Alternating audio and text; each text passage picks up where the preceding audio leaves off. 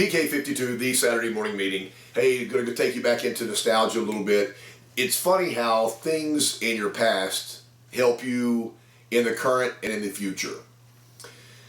So a lot of you guys know I played baseball in college, and once I finished my baseball career, which I thought was going to end up in the major leagues like everybody that plays collegiate baseball thinks, went back to school at Texas Tech University and finished at that university. During the time I was there, I was no longer a scholarship athlete, and I had to pay for my own college. So things change a lot. You go to registration, and you just write down your name on a class, and they automatically put you in the class because you're an athlete. I wrote my name on the class on my first registration, and they said, well, the class is closed. And I go, just put me in there. And she goes, who are you? And I realized, wow, basically at this university, I am nobody. So I ended up spending an extra semester and a half summer term to graduate because I couldn't get the classes I needed.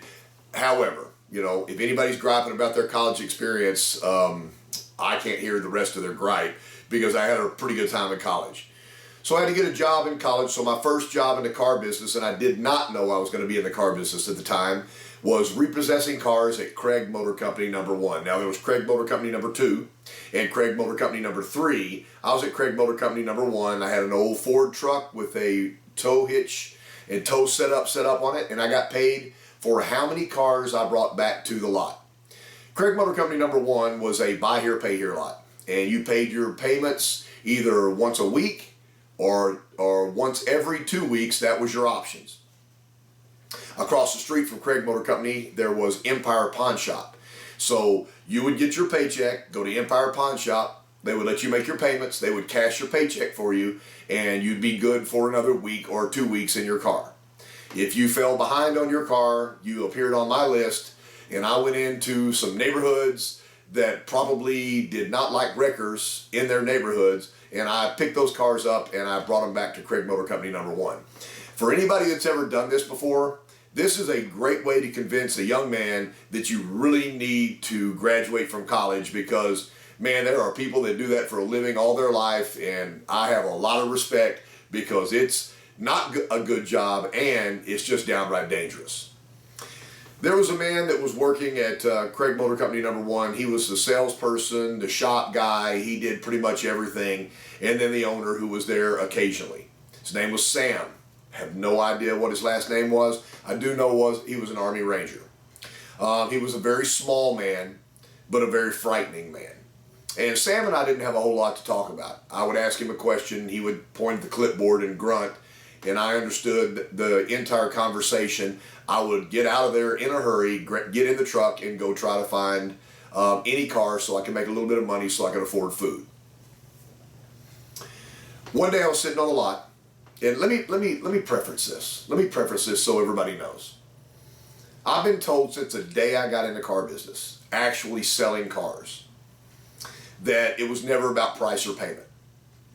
I think that's the worst statement that you could ever make to a salesperson or a sales manager ever in the history of the car business.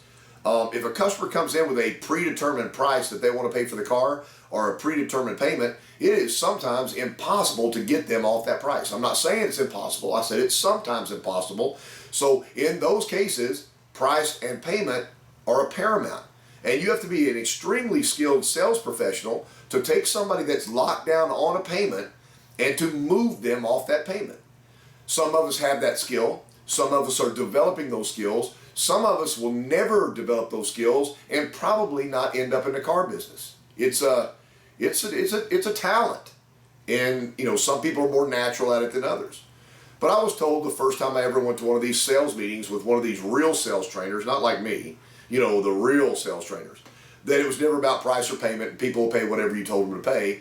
And I disagreed with that in the 80s, and it's 2019, I still disagree with that. Sometimes you have to put payments in perspective, and until a customer understands the math of the car deal. Isn't that crazy, the math of the car deal? I know it starts out emotion. You like the color, you like the leather, you like the cloth, you want a sunroof, you want a V6, you don't want a 4-cylinder. I understand all of that. But every single car deal ends up math because we put them in F&I. They go in the business office, and the business office is math and math and math, and so all deals end up math. So I'm not maybe the smartest salesperson that ever sold a car, but I learned pretty early on that somewhere in the deal, somebody was going to have to agree with the math. And the faster the customer agreed with the math, the faster the car deal happened. I'll leave that out there for a second for a bunch of you to disagree with me. Back to Sam at Craig Motor Company #1. There was a Pontiac Safari wagon. Now, I'm taking some of you back so far, you don't even know what I'm talking about. Pontiac Safari wagon, sitting on that lot. I'm picking up my little clipboard, about to get in my wrecker and leave, and I hear the transaction between customer and Sam. The man says, "How much you getting for that wagon right there?" And Sam says, $400 a month. And the guy almost fell down. He goes, $400 a month for that? He goes, "That's not worth $400 a month." And Sam, being the very stoic Army Ranger that he was, said, "That's what the price is. If you don't like it, get out." Now again, in today's world, in 2019, 2020, and all the years surrounding where we are right now, that probably wouldn't give you a very good survey. So those days may be gone forever, when you just look at a customer and tell them to get out. But that's what he said. And the guy goes, "Well, I wouldn't be here if I wasn't interested in the wagon." And Sam goes, "I tell you what I'll do. I'll do $100 a week." The guy immediately says, "Well, I can do that." So I left. No interaction with this. They were doing a car deal. I got in my little wrecker and I went out and hunted cars. The next day I showed up to the dealership. I went up to Sam and I said, "Sam, can I ask you a question?" He goes, "Yeah, make it quick." And I said, you had a guy yesterday on a wagon and you told the man $400 a month. And the man looked at you like you were crazy. And then you guys had a little interaction. And then before he left, you quoted him $100 a week. He goes, "Yeah." And I go, "There's 5 weeks in this month. You raised the price of the car by $100. And the guy said, "Okay." I don't understand what just happened. Sam looked at me and said, "You're in college, right?" And I said, "Yes, sir, I am." He goes, "That's the problem with you. You don't know how to think. You're in college. They're telling you how to think, and so you don't know how to think." And I said immediately to him, "Yes, sir," which I probably shouldn't have said sir because he was a sergeant, and I, at that point in time, I stumbled with those things. He goes, "I'm going to explain this to you one time because I don't have time to mess with you." The reality of that man, he works by the hour. He's never had $400 in his hand or his pocket that he didn't have a destination for ever in his life. $400 to him is lottery money. He's never had 400. But he has 100 a week. He goes over to Empire Pawn Shop, takes his paycheck, they cut $100 out, they cash him out, and he does that. If he doesn't do it, then you go get his car. So what I do is I sell cars within the reality of the math that people can actually assimilate in their mind. I said, "Thank you." I got in the truck and I went away. I will tell everybody watching this video right now, I never knew I was going to be in the car business at that time. I was actually in the Petroleum Land Management program at Texas Tech University. I'm going a whole different direction. There's a lot of things that happened that got me in the car business, and I'm very excited that I got in the car business. It wasn't a plan. But later in life, when I started trying to teach the things that I did as a salesperson to help people to make it easier to make a living selling cars, this whole interaction with Sam came back up in my mind, and I thought, if a customer walks into a dealership and said they wanted to be at $300 a month, if I walked back from the desk and I had a pencil from the desk at $434 a month, they almost have to say no. They explained to me earlier on that they're at $300, and now I came back with a big smile on my face at $434, which basically means that I didn't listen to anything they said. Why would they not be disappointed? And so when I wrote this first program that dealt with payments and how to be able to present payments to the customer, I said, okay, they gave $300 at the door. Let's call it a cover charge. When they walked in, they said, "I'm in, you can sell me this car. If you sell it to me for $300, I'll buy it right now." That's basically what they said, not in those exact words. So I don't have to make 434. I don't. I have to make 134.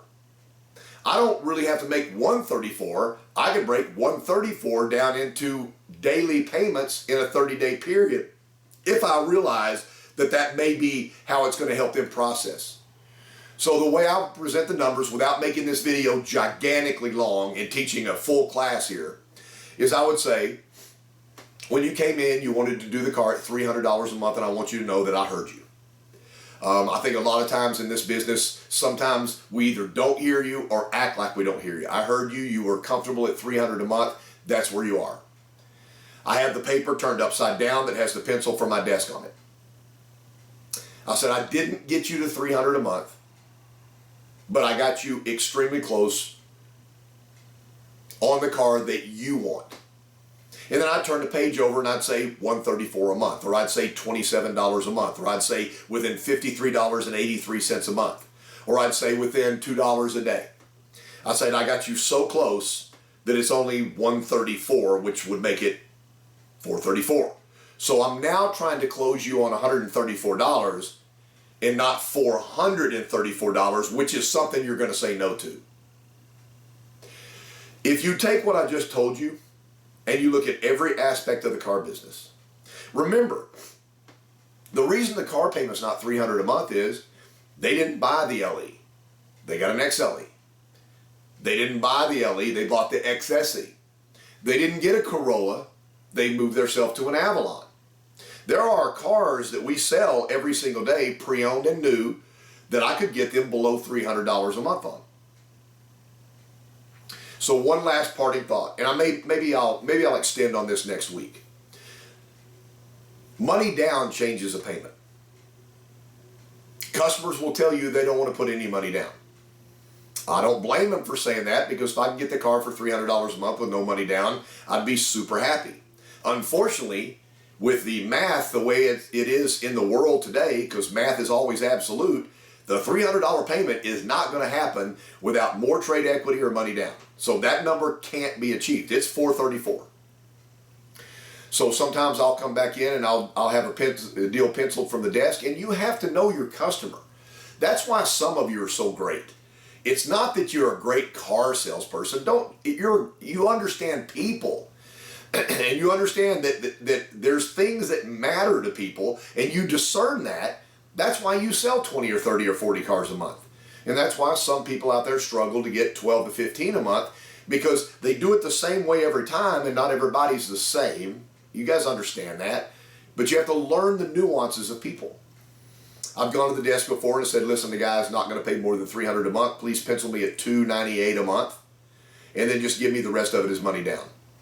And I'll turn the page over and said, I heard what you said. You want to be at $300 a month.